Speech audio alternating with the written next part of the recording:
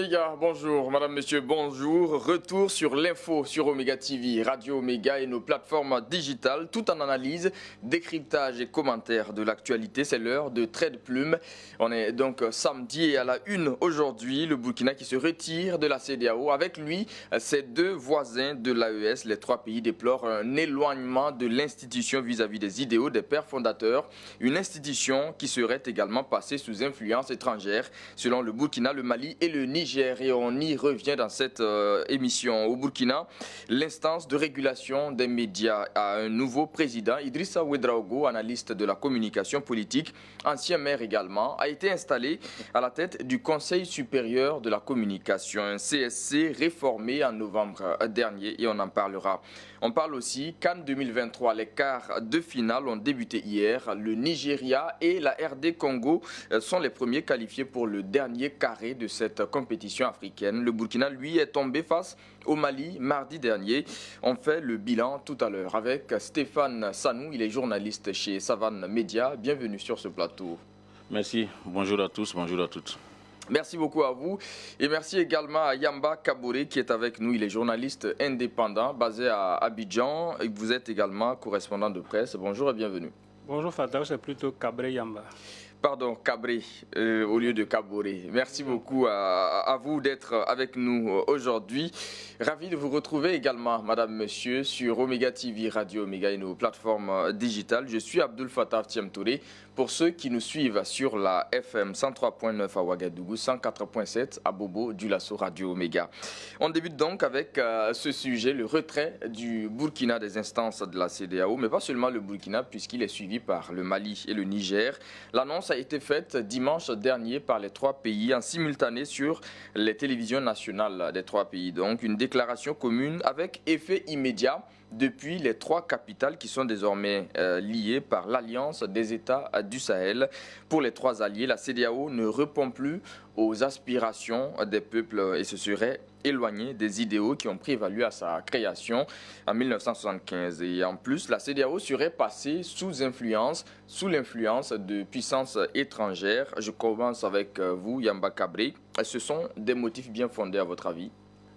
De prime abord, il faut déjà se dire que cette sortie était prévisible. Prévisible dans la mesure où les trois États sont dans une dynamique de rupture totale avec des codes anciens.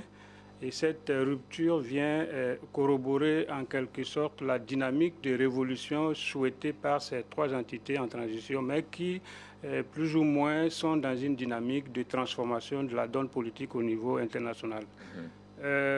Bon, je pourrais dire que les raisons sont fondées dans la mesure où, pour moi, la CEDEAO n'est même pas passée sous influence étrangère, sous influence de domination des puissances étrangères. Elle a été créée pratiquement dans cette dynamique. Regardez les trois grands blocs qui se sont créés à partir des deux guerres mondiales qui se sont succédées, le bloc communiste, le bloc fasciste et le bloc libéral. Ces trois blocs ont eu plus ou moins des adeptes au sein de l'Afrique. Souvenez-vous que des pays africains se sont plus ou moins rapprochés du communisme. On parle notamment du cas de la Côte d'Ivoire avec le président Félix Houphouët-Boigny. Mais vous avez vu comment ces personnalités africaines ont été combattues. C'est avec la plus grande énergie que le monde libéral a combattu ces visions. On se rappelle que le président Houphouët-Boigny a dû se ramollir, a dû concéder cette dynamique-là à l'Occident. Il a même pratiquement, entre griffes, sacrifié l'un de ses plus proches collaborateurs. Je parle de Biaka Bouda. Donc cette influence étrangère n'est pas naissante. Elle est même à l'origine de la création de ces blocs, notamment la CEDEAO. Et malheureusement, la CEDEAO avait des instruments, la CEDEAO avait du contenu qui pouvait prendre malgré cette domination étrangère, mais malheureusement, dans les faits, les réformes, les instruments, les mécanismes sont là, mais malheureusement, comme vous pouvez le constater, en Afrique, il y a des recommandations, des jolies analyses, mais vers la fin, dans la pratique, on reste à tâtonner, ce qui a peut-être motiver cette volonté de sortir de la CEDEAO. Stéphane Sanou, c'est un historique auquel on a eu droit tout de suite. Pour les faits les plus récents, on sait que la CEDEAO a perdu quand même de sa superbe avec les dernières décisions qui ont été prises, notamment concernant le Niger. Et au Sahel, les populations, en tout cas une bonne partie des populations, ont fini par avoir une aversion vis-à-vis de cette CEDEAO-là.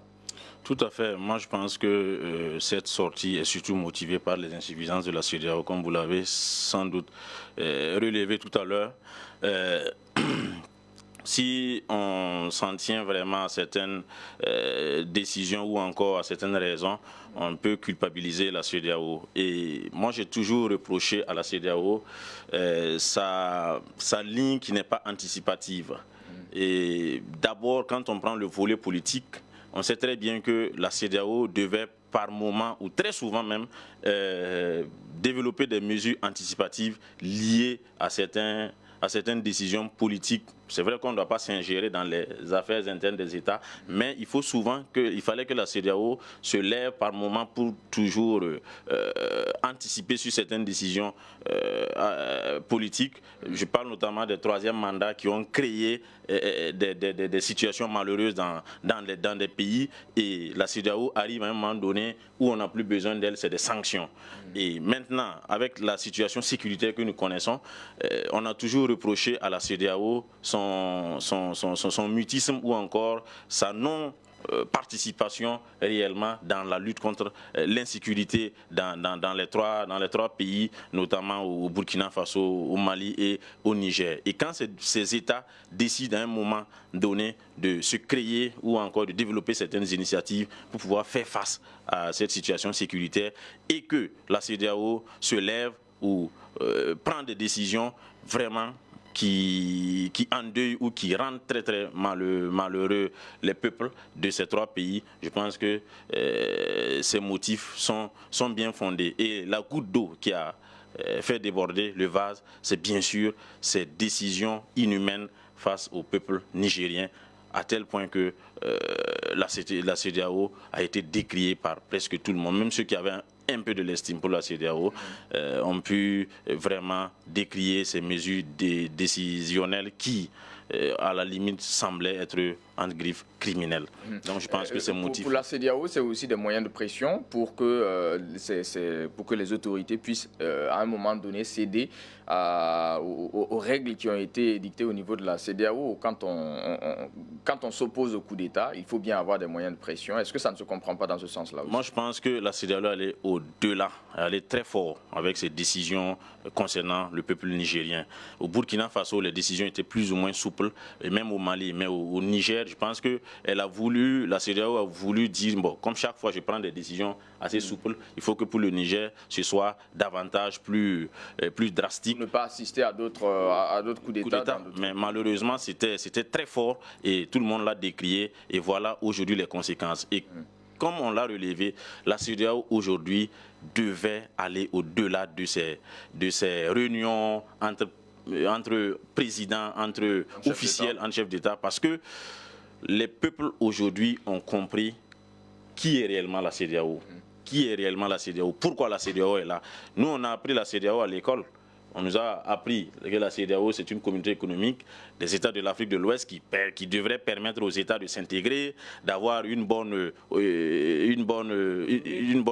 saine économie, un développement économique. Mais en réalité, aujourd'hui, on se rend compte que ce n'est pas très exactement cela, parce que c'est comme une instrumentalisation de certains chefs d'État vis-à-vis de certains puissances. Est-ce qu'il ne s'agit pas des derniers développements qui donnent cette impression? La CEDEAO, c'est aussi quand même aujourd'hui un espace, bon, on va dire aujourd'hui, mais le Burkina est en train de quitter, mais un espace où la libre circulation des personnes était quand même... un acquis, même avec des insuffisances. Avec des insuffisances, bien sûr. Oui. Comme tous les espaces d'ailleurs d'intégration, l'Union africaine existe, d'autres institutions existent dans d'autres zones de l'Afrique, mais c'est quand même l'institution qui était la plus aboutie en matière d'espace économique et social en Afrique quand même. Par rapport à la CAC ou à la SADC en Afrique australe, la CAC en Afrique centrale, oui, la CEDEAO avait quelques points positifs, mais tout de même avec quelques insuffisances. insuffisances. Parce que quand on prend la CEDEAO, ce qui fait que ces points étaient quand même positifs, la CEDEAO, c'est quand même une grande organisation, ça fait 15 pays. Il ne crois pas qu'il y ait une organisation sous-régionale qui ait autant de pays et autant de peuples qui... Et autant d'expérience aussi, parce que c'est l'une des premières initiatives aussi dans ce sens. Tout à fait. Donc, ce qui rend quelques points positifs, mais malheureusement, les insuffisances ont dominé justement ces points positifs. Yamba Cabré, justement, sur ces questions-là, aujourd'hui, il y en a qui sont plus ou moins inquiets du point de vue de certaines avancées qui avaient été enregistrées et qui pourraient être perdues. C'est le cas, par exemple, de l'espace d'intégration dont on parle, avec ses insuffisances, bien sûr.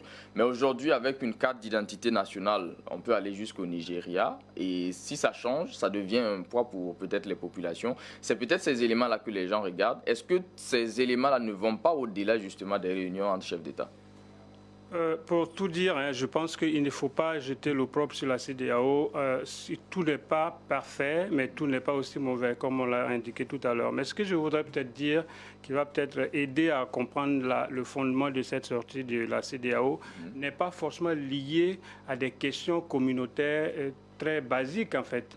C'est-à-dire qu'il s'est retrouvé à un certain moment donné que des chefs d'État qui avaient la télécommande de la CEDEAO n'étaient pas assez conséquents vis-à-vis des aspirations de leur propre peuple pour prendre des initiatives aussi courageuses. Prenez par exemple le cas du Burkina, du Mali et du Niger qui sont sortis, avant même de la création de l'AES, ont pris des initiatives par rapport à la dénonciation de certains accords, par rapport à la présence militaire étrangère, par rapport également des questions sur la monnaie, un certain nombre de questions que la CEDEAO n'a pas inscrites dans son agenda. Donc ces données, nous qui sommes pratiquement de la vieille école révolutionnaire, nous ne sommes pas forcément des personnes qui apprennent ces choses-là comme tombées du ciel. C'est une dynamique qui est pratiquement débattue dans les salons, en coulisses, parmi les experts africains, les intellectuels, les chefs d'État. On en parle en coulisses, mais personne n'a le courage de dire que la CEDEAO, en l'état actuel, n'est pas à mesure de prendre les décisions courageuses pour amorcer une certaine vraie indépendance de nos pays africains. En gros, il s'agit d'une question de souveraineté au niveau même communautaire. La question de souveraineté qui est plus en avant que les questions communautaires de libre circulation. Les pays ont des relations bilatérales.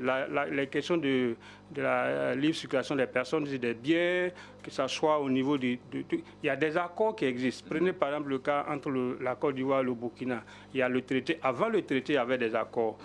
Avec le traité d'amitié et de coopération entre le Burkina et la Côte d'Ivoire, pratiquement tous les instruments de coopération existent. C'est des dizaines d'accords qui sont signés presque à chaque session. Que ce soit au niveau du transport, au niveau de la coopération militaire.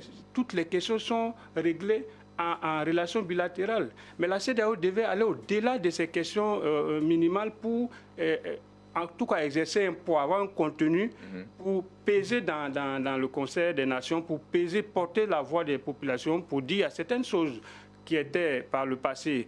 On sait plus ou moins, à la sortie des indépendances, les pays africains étaient pratiquement des nourrissons, pas capables de s'émanciper. Mais aujourd'hui, qu'est-ce qui empêche les pays africains de parler... Une certaine opinion ne serait pas d'accord avec vous de traiter les États africains de nourrissons même à l'indépendance. À l'indépendance, si.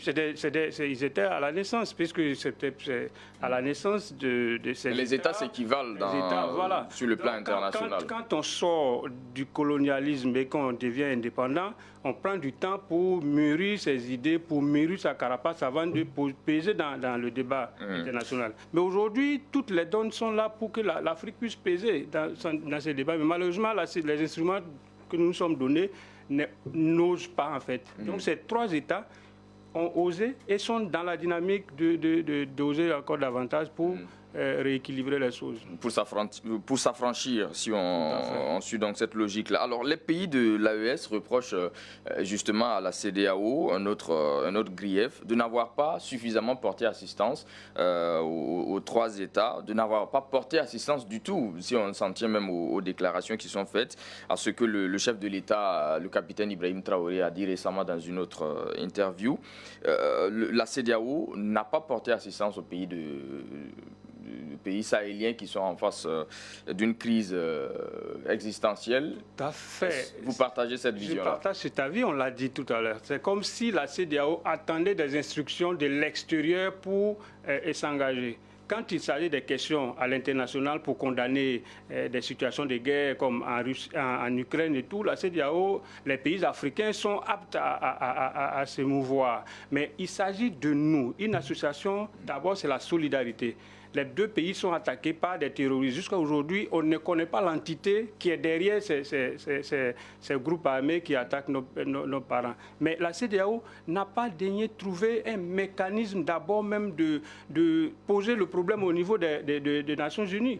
C'est-à-dire que la CEDEAO devait se saisir de cette situation d'insécurité de ses membres pour poser le problème à un plus haut niveau, pour qu'au moins qu'on le regarde d'où vient le problème. S'il y a lieu de diagnostiquer le problème à la racine pour trouver des solutions, qu'on le fasse. Mais la CEDEAO n'a pas joué ce rôle. Au contraire, c'est des experts, c'est-à-dire des partenaires étrangers militaires qui viennent s'investir sur le terrain de la lutte. Et malheureusement, les résultats ne sont pas concrets. Et on n'a pas quelqu'un qui pose... Vraiment, il n'y a pas du répondant au niveau de cette institution. Je voudrais quand même... Il a fallu que des pays eux-mêmes se décident à dire, on fait le bilan, on regarde l'apport extérieur par rapport à la lutte, il n'est pas conséquente. Et quand on regarde au niveau même de notre association communautaire, il n'y a pas de réaction vive pour condamner ou pour contribuer à la résolution du problème. Donc, la Côte d'Ivoire, la CEDEAO était pratiquement inexistante. Stéphane Sanou, est-ce que c'est également votre lecture? Est-ce que ce n'est pas trop réducteur aussi de le dire ainsi? Puisqu'il y a eu quand même, pour quelques exemples qui me viennent à l'esprit, il y a eu quand même des visites de chefs d'État au sein de la CEDEAO aux pays qui sont attaqués par le terrorisme aujourd'hui, depuis ces dernières années. Deux cas dont je me rappelle, c'est des visites de Alpha Condé après l'attaque de Aziz Istanbul en 2017, ou encore Mahamadou Issoufou et Faure Gnassingbé, le dernier qui était à la présidence de la CEDEAO à l'époque, après les attentats de 2018 contre l'état-major général des armées, l'envoi de vivres au Burkina, 6500 tonnes en 2019 également, et même la tenue d'un sommet extraordinaire de la CEDEAO à Ouagadougou en 2019 pour justement trouver des solutions au terrorisme. Ce sont quelques cas, mais est-ce que ça ne permet pas de dire qu'il y a eu quand même, peut-être que c'est peu, mais il y a eu quand même des initiatives? C'est très peu. C'est très peu. Je crois que ce qui était vraiment dominant ou assez beaucoup, c'est surtout les condamnations à travers des communiqués. Chaque fois quand il y a une attaque ou il y a une situation d'insécurité, il y a naturellement des communiqués qui pondent pour condamner. Mais on ne veut pas de cela concernant la CEDEAO. La CEDEAO est plus que cela. C'est vrai qu'il y a eu des vivres, il y a eu des visites de chefs d'État, mais là encore, je crois que c'est discutable. À mon niveau, personnellement, je crois que c'est discutable. Je me dis aussi que c'était lié à la proximité de ces chefs d'État avec l'ancien chef d'État qui peut-être a occasionné cela. Mais on ne devrait pas se limiter seulement à ces Qu'est-ce que la CEDEAO devrait faire? La CEDEAO devait, à mon humble avis, vu qu'elle est une organisation régionale, une institution crédible et une institution aussi qui fait partie de ces organisations qui pourraient naturellement avoir des armes. Parce que pour avoir des armes, selon le circuit dont peut-être je ne pourrais pas bien étaler ici, mais la CEDEAO aussi fait partie de ces organisations qui pouvaient permettre aux États membres d'avoir des armes. Mais malheureusement, ça pêchait au sein de la CEDEAO, selon certaines sources. Mais la CEDEAO, c'est l'ensemble des États. Je me rappelle qu'en 2019, justement, le sommet extraordinaire à Ouagadougou avait décidé, avec les chefs d'État des 15 pays, de lever des fonds pour $1 milliard, des fonds propres, pour justement financer la lutte contre le terrorisme. Mais même les pays concernés par la lutte contre le terrorisme n'ont pas pu faire leur contribution. Ne parlons pas de tous les autres. C'est tout à fait normal. C'est une faiblesse. Même la CEDEAO, elle est financée par qui? Elle est financée par qui? Donc c'est une grande faiblesse. Justement, cette question a été posée et l'idée c'était de réunir des fonds propres, mais les pays n'ont pas été capables de le faire. Finalement, à qui on doit le reprocher? N'oublions pas qu'il y avait le G5 Sahel même qui était là, qui était comme un autre poids négatif ou un autre contrepoids de la CEDEAO. Donc si je dois revenir à mon point de départ, je me dis que la CEDEAO n'a pas favorisé même l'achat des armes pour ces pays en proie au terrorisme. Et c'est, comme je l'ai dit, une faiblesse, c'est un point négatif de la CEDEAO. Et aujourd'hui, si les pays de l'AES veulent quitter cette organisation, je crois que les points sont fondés pour justement quitter cette CEDEAO. Yamba veut réagir sur ces éléments-là. En fait, vous avez évoqué les visites de compassion de chefs d'État après des attaques.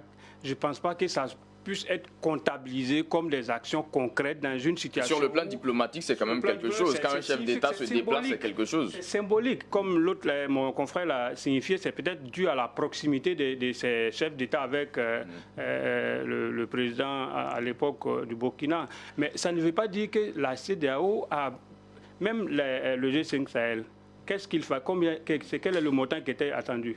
Combien d'années on a mis à mobiliser ces fonds qu'on n'a pas pu réussir? Mais regardez en amont, en parallèle avec l'Ukraine, quand la crise s'est déclenchée, quelle était la mobilisation générale? Là, on parle de la CEDEAO, des pays membres de la CEDEAO en termes de solidarité communautaire. Maintenant, quand on sort carrément de l'aspect sécuritaire qui concerne les trois pays, revenons aux fondamentaux même, aux questions de fonds concernant le développement. La CEDEAO a été créée en 1975, c'est-à-dire quelques années juste après les indépendances. Aujourd'hui, la CEDEAO a pratiquement 50 ans d'existence, les indépendances 60. Regardez, faisons le bilan des 15 pays de la CEDEAO. Pratiquement les 15 pays ont pratiquement été alignés derrière l'initiative FPTE, pays très pauvres et endettés. Aujourd'hui, on arrive à une situation où le Nigeria, qui est pratiquement la première puissance économique de la CEDEAO, a pratiquement près de 63% de taux de pauvreté, avec près de 35% de taux de chômage.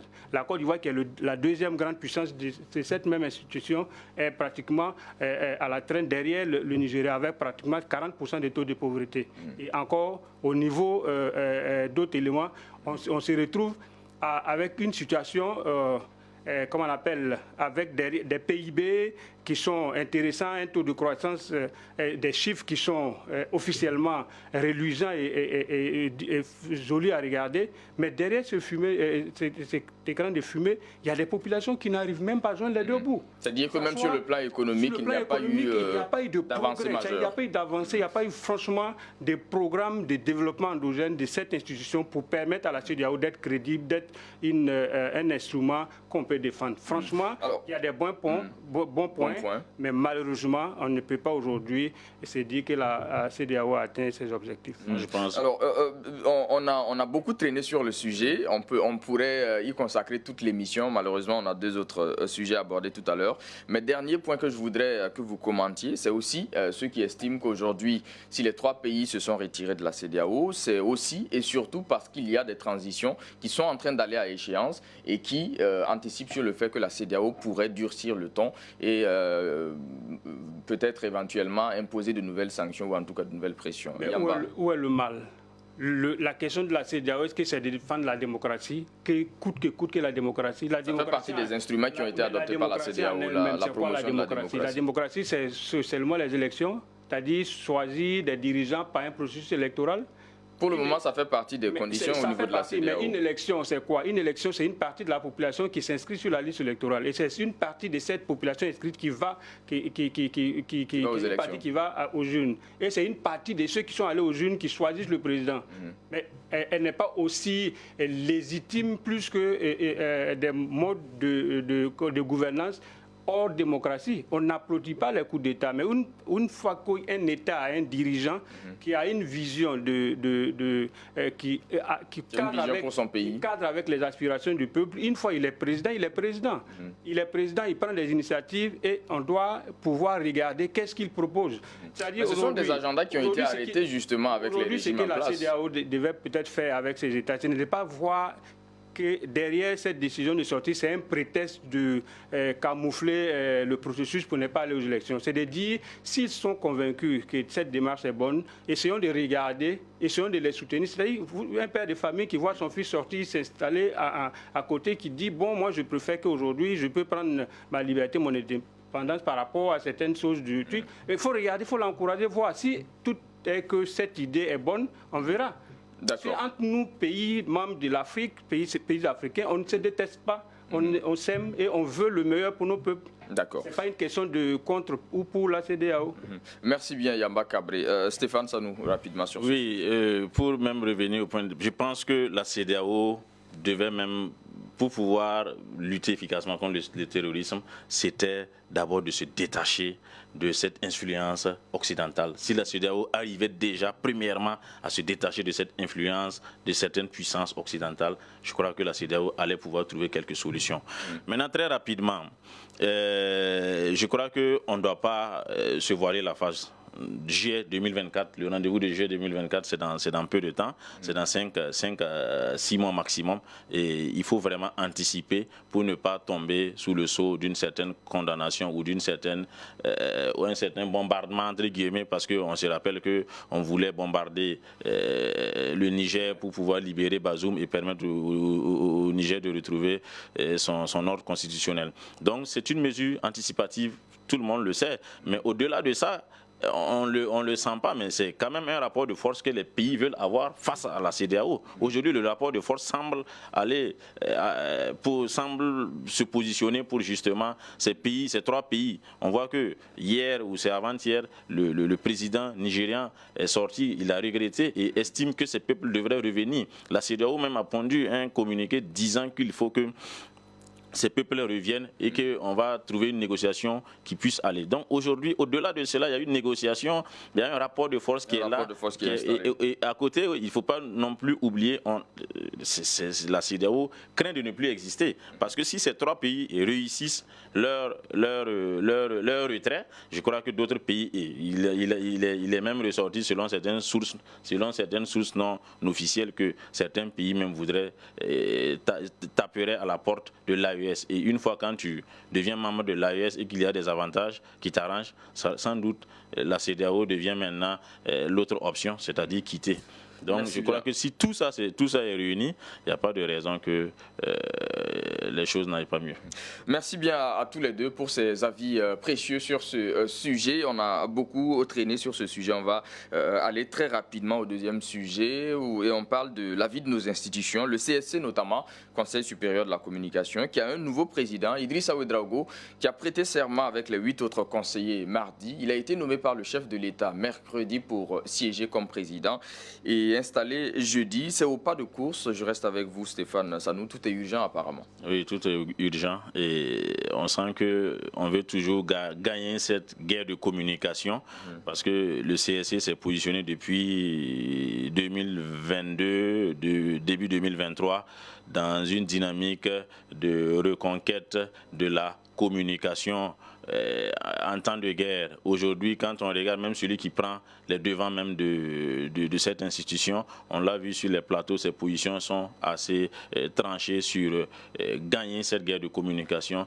Donc on estime que... Est-ce que c'est le rôle du CSC? Il y a un ministère de la communication. Tout à fait, mais le CSC est de l'exécutif, il faut le reconnaître quand même. C'est une institution indépendante, elle n'appartient pas à l'exécutif. Elle n'appartient pas, mais qui a nommé le CSC? Moi, je crois que souvent, c'est un débat qui n'a pas sa raison d'être. Aujourd'hui, moi, je ne peux pas... Elle a bien sa raison d'être, c'est la Constitution qui le dit. Moi, je ne vois pas comment on peut détacher le CSE de l'exécutif, vu même qu'il est nommé par qui aujourd'hui, le président.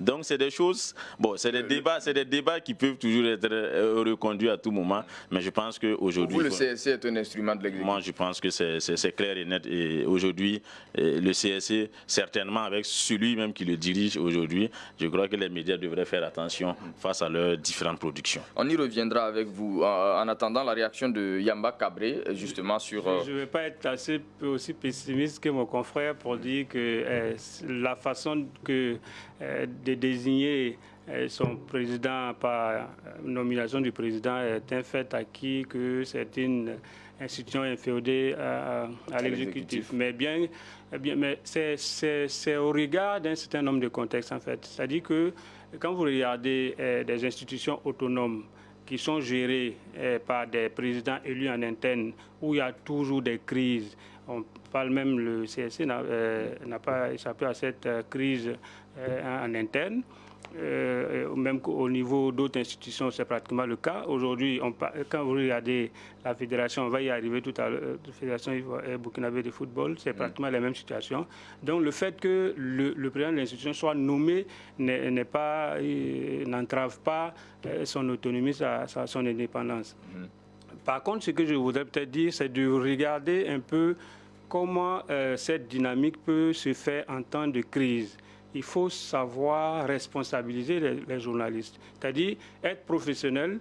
On ne demande pas aucune personne, aucun homme des médias, aucune personne ne peut demander à un journaliste de ne pas être professionnel, de ne pas être en rapport de conscience avec les règles d'éthique et de déontologie. Mais il faut savoir, à un certain moment donné, en situation de crise, il faut faire un savant dosage du choix des sujets, du choix des angles et du choix du timing des sujets. En fait, pour ne pas entraver une dynamique nationale de lutte contre le terrorisme, par exemple pour le cas du Burkina Faso, il y a des situations, prenons le cas le plus flagrant, le plus décisif qu'on peut citer en exemple, c'est le cas du président américain Roosevelt en situation en fauteuil roulant, où la photo du président a été prise dans une situation, mais qui n'a pas été exploitée dans le même timing parce que ça pouvait être interprété autrement. Donc, le journaliste doit pouvoir avoir la responsabilité des choix, des sujets, des angles et du timing en fonction des réalités du terrain. On ne demande pas à quelqu'un de bafouer les règles d'éthique et de déontologie. En gros, concrètement, qu'est-ce que ça signifie pour les 9 conseillers qui viennent de s'installer? Comment ils doivent justement gérer leur mandat, et en particulier le président du CSE? Le président du CSE, Idrissa Ouedraogo, que je félicite en passant, a certainement une mission périlleuse. C'est-à-dire, c'est de continuer la dynamique de son prédécesseur, qui a pris des mesures courageuses par rapport à un certain nombre de comportements. S'il n'est jamais bienséant à un journaliste professionnel, quelqu'un qui est du milieu, de sanctionner un confrère ou bien d'interdire de publication un organe. C'est très réglé. Ça met mal à l'aise. Mais c'est de pouvoir trouver un mécanisme de collaboration, d'explication, de sensibilisation, pour qu'on puisse s'imprégner franchement de la réalité du pays. Qu'est-ce qu'on veut? Est-ce qu'il est nécessaire de faire sortir tout ce qu'on doit sortir parce qu'on en a le droit? Est-ce qu'il est nécessaire de dire ce qu'on a envie de dire parce qu'on a le droit de le dire? Voilà, c'est pas simple.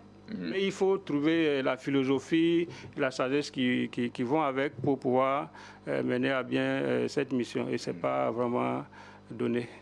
Ce n'est pas une mission facile en tout cas. Alors Stéphane Sanou, vous parliez du fait que Idrissa Ouedraogo, dans ses prises de position récentes en tout cas, en tant que chroniqueur média, semblait avoir une vision en tout cas d'une presse qu'il fallait peut-être réguler davantage, et qui devrait peut-être connaître plus de restrictions, et ça vous donne des... Il y a des craintes à votre niveau pour les médias? Bien sûr, c'est dit, je reprends ses propos, il dit qu'aujourd'hui, une presse, le journalisme, ce n'est plus aller chercher la bête noire, que c'est caduque. Donc pour lui, on doit faire du journalisme de solution. Et je sais que dans les différentes formations auxquelles nous pouvons assister dernièrement, on parle même de journalisme de solution. Donc aujourd'hui, si on doit s'en tenir, mais il faut aussi reconnaître que souvent, quand on est sur le plateau, pour parler, c'est encore plus simple par rapport à aller maintenant sur le terrain et puis quand on est chef d'institution. Surtout chef d'institution, et puis établir maintenant ce qu'on voudrait que ce soit, c'est difficile. Mais si on doit s'en tenir à ces propos, justement, il faut dire que les médias devraient faire très attention à leurs différentes productions pour ne pas être rappelés systématiquement ou régulièrement à l'ordre. Et est-ce que le fait d'avoir été nommé directement par le chef de l'État, désigné par la présidence du Faso, nommé président par le chef de l'État, renforce davantage cette crainte-là d'une position plus radicale? Tout à fait, parce qu'on connaît la position même des premiers responsables du pays face à la communication. On sait bien que la communication aujourd'hui devrait dire que tout va bien et que on doit gagner justement cette guerre de communication, et lui il n'est qu'un exécutant de la chose, donc c'est sûr que ça renforce et ça conforte sa position, son fauteuil présidentiel au niveau du CSC. Yamba voudrait réagir sur ce sujet. Je voudrais rebondir sur ce que mon confrère a dit, mais en ajoutant un autre aspect, c'est-à-dire qu'il faut couper la poire en deux, c'est-à-dire permettre à ce que les journalistes puissent se réformer aussi, de sorte à ce qu'on puisse sortir de certains fondamentaux, c'est-à-dire quand l'expression de Dieu, c'est quand le chien mord le pape, ce n'est pas une info, c'est quand le pape mord son chien qu'il y a une info. Une info, tout à fait. Ou bien le train qui arrive en retard. Voilà, le train qui arrive en retard, c'est ça qui fait l'info. Donc il faut inverser cette tendance-là pour promouvoir ce qu'il y a à promouvoir, parce que l'idée derrière, c'est quoi? C'est de renforcer la gouvernance, c'est d'aider le journaliste n'est pas un ennemi du pouvoir, il est le quatrième pouvoir, c'est un ami, c'est l'éveilleur de conscience, c'est le contributeur. Et ce n'est pas toujours un ami, hein. Le quatrième pouvoir est souvent considéré comme un contre-pouvoir. C'est un contre-pouvoir, mais regardez aujourd'hui, là où je voulais peut-être en venir, c'est de voir, je ne connais pas les prérogatives du Conseil supérieur de la communication, si ça se limite seulement qu'à la régulation, ou bien il y a un aspect où on peut faire des propositions, parce que la régulation, bien sûr, la proposition, recommandation, doit s'accompagner d'une certaine mise en conformité comment on appelle, de la forme de l'exercice du métier, mais aussi surtout le modèle économique. C'est-à-dire quand vous regardez la presse aujourd'hui de façon générale, pas seulement au Burkina, mais de façon générale, la presse est en peine. Et quand un journaliste n'arrive pas à vivre de son métier, ça devient difficile. Aujourd'hui, je prends le cas de la Côte d'Ivoire que je connais le mieux. Le journaliste, pour avoir accès à l'exercice du journaliste, pour avoir la carte nationale, la carte professionnelle du journaliste, il faut être entièrement dédié à cette activité et ne pas vivre d'aucune autre activité que du journalisme. Mais aujourd'hui, c'est la source principale. Voilà, c'est la ce n'est pas exclusif. Ouais. Mais aujourd'hui, quand vous regardez, les journalistes qui s'en sortent aujourd'hui sont des journalistes qui investissent dans d'autres secteurs d'activité, qui font de l'élevage, qui font de l'agriculture, qui ont d'autres sources de revenus qui leur permettent d'exister. Votre proposition serait que le CSC puisse aller au-delà pour... aller au-delà, réformer un peu, trouver un modèle économique viable et fiable pour permettre aux journalistes d'être entièrement économiquement autonomes et ne pas dépendre des pouvoirs publics, surtout dans une dynamique où la guerre de communication, comme vous l'avez dit, est ténance. Regardez, par exemple, quand vous regardez le président de la France qui pratiquement met ses ambassadeurs en mission comme des activistes dans les pays africains pour contrer l'influence russe,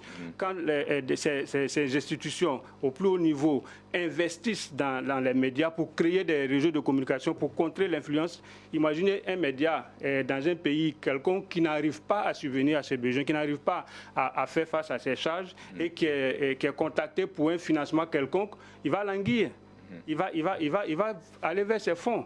Donc il faut qu'on trouve des modèles économiques pour permettre à notre presse locale d'être entièrement autonome économiquement, pour permettre aux journalistes d'exercer professionnellement en toute responsabilité. En tout cas, c'est une recommandation qui peut être prise en compte. Je ne pense pas en l'état que ça fait partie des prérogatives du CSC, mais ça pourrait. C'est une proposition à prendre en compte. Alors, un dernier aspect, Stéphane, Idrissa Ouedraogo est connu aussi pour avoir eu une carrière politique ces derniers temps. la classe politique est suspendue, mais on sait qu'il a été conseiller, maire de la commune de Saponé, une commune qui a connu des crises à répétition à une certaine époque. Est-ce que ce passé-là, est-ce que cette expérience en politique, maire MPP, je précise également, est-ce que ça pourrait avoir une quelconque influence sur son action à la tête du CSC? Bon, personnellement, je ne crois pas qu'il pourrait avoir une influence dans son exercice au CSC. Je ne vois pas en quoi est-ce que aujourd'hui même déjà que les activités ou les activités politiques sont suspendues, il n'y a pas de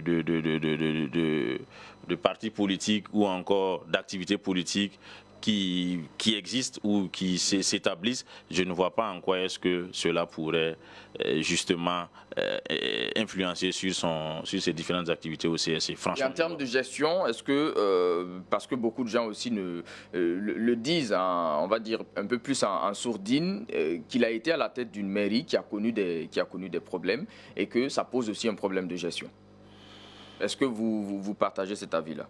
Bon, gérer une mairie par rapport à une institution de ce genre, je crois que ça ne pourrait pas être pareil parce que la mairie rencontre en son sein différentes sensibilités politiques. Et on sait qu'en ce moment, il y a des batailles politiques à l'interne qui ne disent pas leur nom. Mais je crois qu'au niveau du CSC, avec toutes ces nominations et tout ce qui va, en principe, il devrait avoir les mains libres pour gérer le CSC. Il ne peut pas avoir de coups bas et qui pourrait influencer sa gestion au sein du CSC. Par contre, à la mairie, ça ne manque pas les coups bas, les initiatives tendant à ne pas te permettre d'établir franchement tes activités ou d'établir ton programme. Ce sont légion dans ces différentes institutions plus ou moins politiques. Donc, je ne crois pas que ça pourrait avoir une influence quelconque dans sa gestion. Merci beaucoup à vous. Le dernier, j'allais oublier peut-être cet élément-là qui est important aussi. L'autre champ d'intervention du CSC à partir de maintenant, parce que je l'ai dit en introduction, c'est un CSC réformé. On a parlé du fait que le président est nommé directement par le chef de l'État, mais il y a aussi le fait que le CSC va s'occuper désormais un peu plus des réseaux sociaux. Sur Facebook, par exemple, si vous avez plus de 5000 abonnés, vous êtes passible des sanctions qui sont prévues pour les médias en cas de manquement. Un commentaire rapidement sur ce point. Aujourd'hui, on sait que selon certains chiffres, on a au moins 2 millions d'internautes. Donc, c'est aussi devenu un instrument auquel il faut avoir un regard important. Donc, si quelqu'un a plus de 5000, on imagine l'influence que cette personne aurait ou pourrait avoir sur ses abonnés. Donc, il faut avoir un regard important sur ces différentes personnes qui ont de l'opinion ou qui ont une certaine influence et regarder à l'intérieur pour pouvoir assainir s'il le faut. Donc, je crois que ce n'est pas mal. Yamba Kabré, sur cette question, on peut dire que le Burkina a une loi beaucoup plus rigoureuse que certains pays qui l'ont dévancé, la Côte d'Ivoire notamment. Oui, la Côte d'Ivoire, ça existe en Côte d'Ivoire, mais c'est à partir de 50 000 abonnés, je crois. Mais je suis un peu... 25 000, je crois. Entre 25 000 et 50 000 abonnés. Okay. Mais moi, le souci n'est pas au niveau du nombre. Moi, je regarde cet aspect. Je pense que ça va faire un peu trop pour le Conseil supérieur de la communication. Il y a déjà, en Côte d'Ivoire, il y a la loi sur la cybercriminalité qui s'occupe bien de ces cas. Et je pense que ce n'est même pas le nombre qui doit être mis en exergue. C'est-à-dire que quelqu'un peut avoir juste 10 abonnés, 500 abonnés, mais une publication de diffamation ou bien d'appel à la violence peut porter au-delà de ces 500 abonnés, parce qu'une publication peut avoir 10 000 vues, 100 000 vues, au-delà du nombre d'abonnés. Et également, mettre ça sur le compte du CSC, ça va faire beaucoup d'écoute, d'observation, des lignes. Franchement, ça risque ça demande beaucoup d'énergie. Ça demande beaucoup d'énergie. Et je pense qu'on pourrait peut-être réguler ça autrement au niveau de la loi sur la cybercriminalité, pour permettre au CSC de rester focus sur les médias et puis pour être plus efficace en fait. Merci beaucoup à vous. Et on va justement aller en Côte d'Ivoire puisqu'on a pris l'exemple. Côte d'Ivoire où se poursuit la CAN 2020. 2023. Le pays organisateur joue ce soir contre le Mali pour espérer prendre son ticket pour les demi-finales. Elle pourrait rejoindre donc le Nigeria qui est déjà qualifié ainsi que le Congo qui se sont qualifiés hier respectivement contre l'Angola et la Guinée. C'était hier soir. La Côte d'Ivoire qui revient de loin, on peut le dire, Yamba. Oui, tout à fait. La Côte d'Ivoire qui revient de loin. Je suis vraiment... Bon, je ne vais pas étaler ici votre joie ma joie de voir la Côte d'Ivoire toujours dans la compétition. Parce que j'espérais retrouver la Côte d'Ivoire en compétition. Je suis venu pour quelques jours, je suis encore là et j'espère pouvoir retrouver la Côte d'Ivoire toujours en compétition. Sauf qu'aujourd'hui, c'est pas gagné, c'est un derby très compliqué. Mais je pense que le pays qui va passer cette étape d'aujourd'hui entre la Côte d'Ivoire et le Mali pourrait jouer la finale certainement et puis l'emporter. Stéphane Sanou, il reste 2 places en demi-finale. Des 4 équipes ce soir, Côte d'Ivoire, Mali et Cap-Vert, Afrique du Sud, c'est la deuxième opposition. Lesquelles voyez-vous déjà dans la prochaine étape, dans le dernier carré? Pour le match Mali, souvent je suis très attaché à l'histoire et j'ai l'impression que l'histoire se répète toujours. Et je l'ai dit face au Sénégal, beaucoup de personnes étaient confiants, disant que le Sénégal allait gagner la Côte d'Ivoire. Mais quand j'ai vu je crois bien si c'est vérifié, quand Didier Drogba a répété que le Sénégal n'a jamais gagné la Côte d'Ivoire, ça m'a intérieurement touché et j'ai dit que tout ça ce sont des choses qu'on ne dit pas mais c'est important et je me suis dit que la Côte d'Ivoire allait gagner le Sénégal parce que cette phrase est importante. Le Sénégal n'a jamais gagné la Côte d'Ivoire. Il a gagné la Côte d'Ivoire certainement mais pas en grand nombre. Oui, en grande compétition.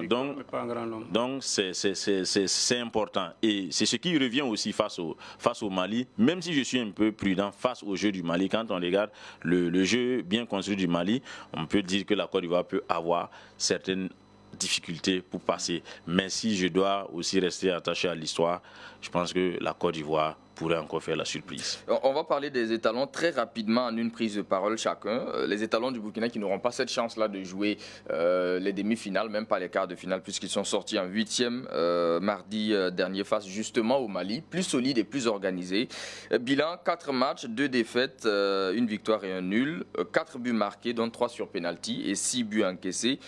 C'est le bilan qu'on peut faire, un bilan qui n'est pas celui que les supporters espéraient, Stéphane. Bien sûr, on n'espérait pas avoir tel résultat des étalons, même si personnellement, je crois qu'on osait dire qu'on veut la coupe avec ces différentes prestations auxquelles on a vécu des étalons. Je crois que c'était de l'utopie à un moment donné.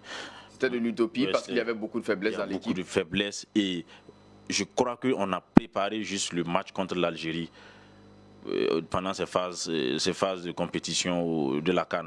Parce que quand on regarde la prestation contre la Mauritanie, la prestation contre l'Angola et le Mali, je crois qu'on a sérieusement préparé le match contre l'Algérie seulement. Sinon, le reste, ce n'est pas évident. Vous avez l'impression qu'on a subi ces matchs-là? On a subi énormément ces matchs. Et la Mauritanie, c'était un coup de chance. C'était un coup de chance. Il faut le reconnaître.